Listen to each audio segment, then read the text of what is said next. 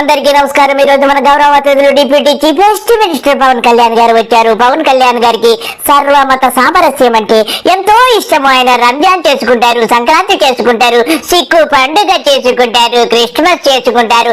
ఎక్కడ చెమ్మాచక్క ఆటలు ఉన్నా గానీ అన్ని పండుగలు చేసుకుంటారు. అంత గొప్పవారు. వారి గురించి మనకి తెలియని విషయం ఏమీ లేదు.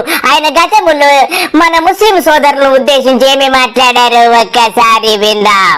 ఆయనకు ఎన్నో భాషలొచ్చు, అలాగే ఉర్దూ భాష అంటే ఆయనకి ఎంత గౌరవమో ఎంత ఇష్టమో అన్ని విషయాలు ఆయన మాటల్లోనే విందాం. నేర్చుకుంటానంటే మన దేశంలో దాదాపు 14% పైన జనాభా ఉండి వారి భాషని రాజకీయాలు వస్తా, వారి భాష నాకు అవగాహన లేకపోతే ఎట్లా? పవన్ కళ్యాణ్ గారు, మీరు అపర మేధావులు, మీకు ఎన్నో భాషలు వచ్చే, ప్రపంచంలో రష్యా భాషతో సహా అనేక భాషలు వచ్చి మీకు ఉర్దూ నేర్చుకోవడం ఒక లెక్క చెప్పండి. చాలా సుందరమైన భాష, ఎంత మెలోడియస్ భాష ఉర్దూ. ఆ ఉర్దూని నేర్చుకొని ఆ ఉర్దూలో ఒకరోజు సంపూర్ణంగా స్పీచ్ ఇవ్వడానికి ఏదో కొన్ని సంవత్సరాలు పట్టొచ్చు. మనం సంపూర్ణంగా మనం నా గురువు మాట్లాడినట్టుగా, అర్హం గారు మాట్లాడినట్టుగా ఆ షాయిరీ నేర్చుకుంటాను. అందుకే నేను ఉర్దూ నేర్చుకున్నాను. ఎందుకంటే నేను ముస్లింలకి నేను ఇచ్చే గౌరవం, ఎందుకంటే మీ భాషా సంస్కృతిని నేను గౌరవిస్తున్నాను అని చెప్పడానికి నేను ఉర్దూ నేర్చుకుంటున్నాను. పవన్ కళ్యాణ్ గారు, మీరు ఎంత చక్కగా ఉర్దూ నేర్చుకున్నా గానీ ముస్లింలు మిమ్మల్ని నమ్మరు. ఎందుకంటే మీరు RSS భావాలు కలిగి ఉన్నారని అంటున్నారు పవన్ కళ్యాణ్ గారు. భారతీయ జనతా పార్టీకి నేను సపోర్ట్ చేసినప్పుడు నేను చాలా మంది అడిగారు, నువ్వు భారతీయ జనతా పార్టీ RSS సంస్థలకు వెళ్ళిపోతే మీరు వాళ్ళు సపోర్ట్ చేస్తే మాకు అన్యాయం చేసినట్టు అవుతుందంటే, అలా అయితే ఈ దేశం ఎవరితో దోస్తీ కట్టలేదు. ఇదే తెలుగుదేశం పార్టీ ఈ రోజున ప్రధానమంత్రి నరేంద్ర మోడీ గారు తిడుతున్నారు. ఆయన మతాల పార్టీ అంటారు. మరి ఈ బుద్ధి ఏమైంది మీకు? 2014లో 2000 సమయంలో తిట్టిన వ్యక్తి మళ్ళీ 2014కి దోస్తీ చేయగలిపి మళ్ళీ 2018కి మళ్ళీ మీరు గొడవ పెట్టుకుంటే ఈ అవకాశవాదాలు నాకు నచ్చట్లా. చేయగలిపి మళ్ళీ 2018కి మళ్ళీ మీరు గొడవ పెట్టుకుంటే ఈ అవకాశవాదాలు నాకు నచ్చట్లా. నష్టమైన ఇప్పుడు మనకున్నది రెండు జాతీయ పార్టీతో కలవాలంటే ఏ రీజనల్ పార్టీ అయినా సరే అక్కడ కలవాల్సిన 2 జాతీయ పార్టీలతో. పవన్ కళ్యాణ్ గారు ఇంతసేపు చెప్పిన సొల్లి కాపండి.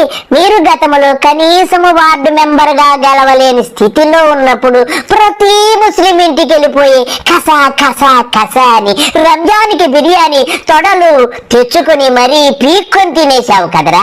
మరి కనీసం ఈ సంవత్సరము ముస్లిముల పండుగ రంజాన్ వస్తే కనీసము శుభాకాంక్షలన్నా చెప్పేవారా నువ్వు?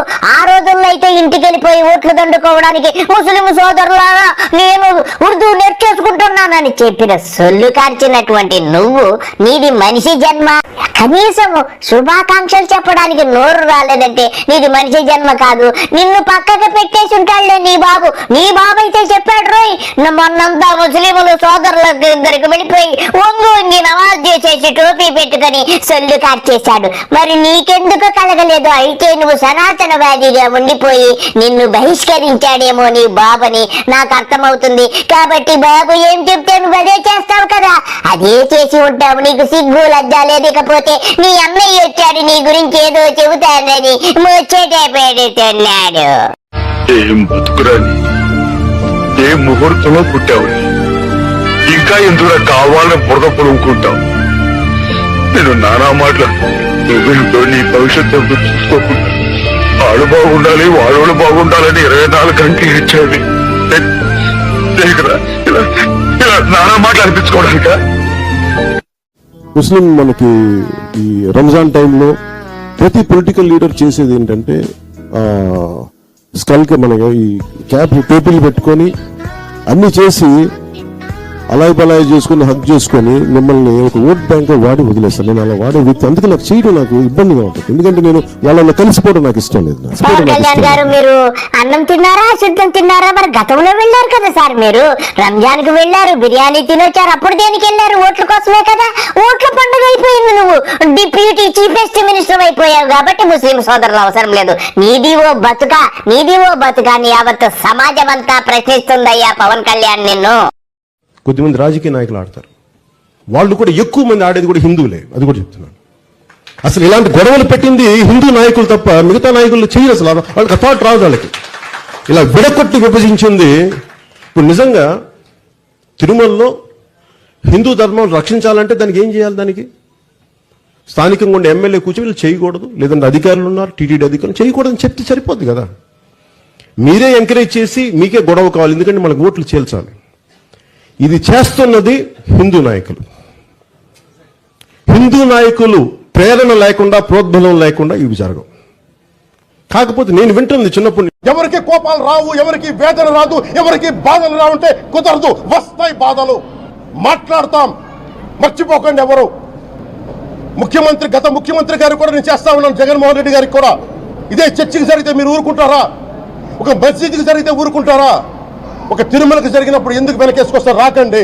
నాకు పంచాయతీ దానికి గంజి ఇస్త్రీ, మళ్ళీ దానికి కండువ, గెటప్పు, బిల్డప్పు, బ్యాండ్లు, బాజాలు, టైం పోక్క.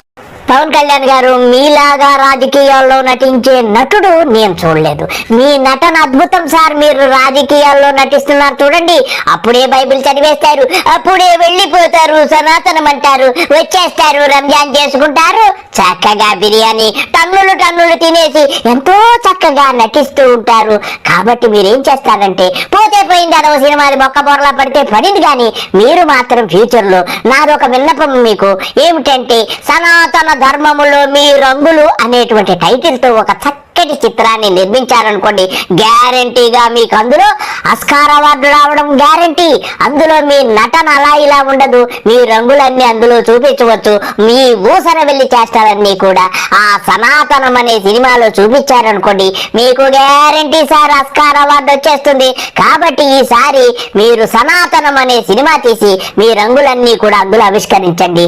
మీరు గొప్ప నటులు. ఇప్పుడు కేవలము రాష్ట్రానికే పరిమితమయ్యారు, కానీ ఈసారి గ్యారంటీ ప్రపంచానికి పరిచయం అయిపోతారు. కాబట్టి మీరు ఆ సినిమా తీయండి. ఇదండి ఈ రంగుల ఊసర వెళ్ళి పవన్ కళ్యాణ్ గారి రంగుల చిత్రము.